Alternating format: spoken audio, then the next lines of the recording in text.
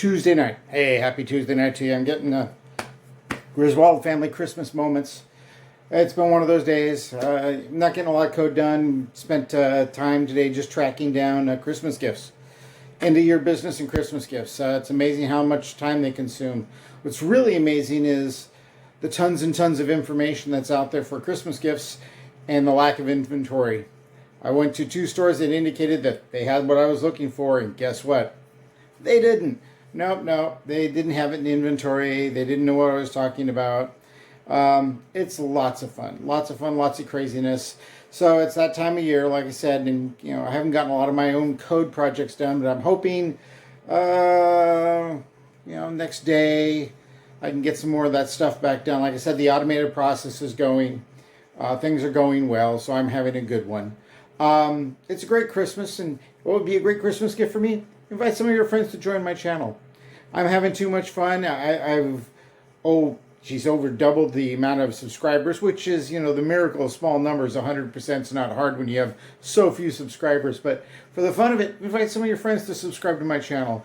I'll be talking about other things besides my bot, some other business stuff, some basic, how we're going to make money at home nowadays.